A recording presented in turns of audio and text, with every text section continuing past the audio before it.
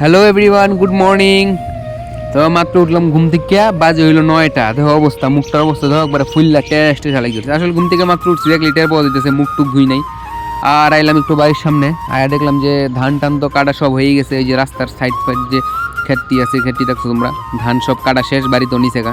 আগে রাস্তার 2 ধারে ধান আসিন, হলুদ হইয়া দেখতে ভাল লাগতো, ধান ডিহান কাটতে বাড়িতে নিচে গা। তো আজকে সানডে, যেই কারণে আমি একটু দেরি করে ঘুম থেকে উঠলাম 9টার সময়।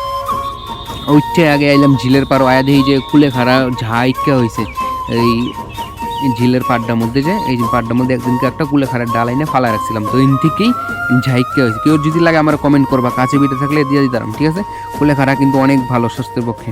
তো যাই হোক, তো ছোটোবেলায় এইসব জায়গার মধ্যে বইয়া, রোদের মধ্যে বইয়া বইটি পড়তাম, তখন তো আর বইটি পড়ি না। যাই হোক, আর এই যে এটা দেখছো পোয়ালের ঘরটা সব ভর্তি করে লাগবো পোয়াল দিয়ে। এদিকে ধান টান বাইরে রাখছে, আজকে একটু কাম করানো লাগবো, যেহেতু আজকে রবিবার আছে, বাড়িতে আছি, তো একটু কাম টাম তো করতেই হবে।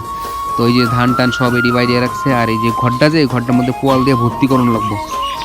সিজন মতো পরে বিক্রি করি, বর্ষার সিজনে যেরকম দাম থাকে, 2 টাকা, 1.5 টাকা, 3 টাকা এই হিসাবে বিক্রি করে দিই, হিসাবে।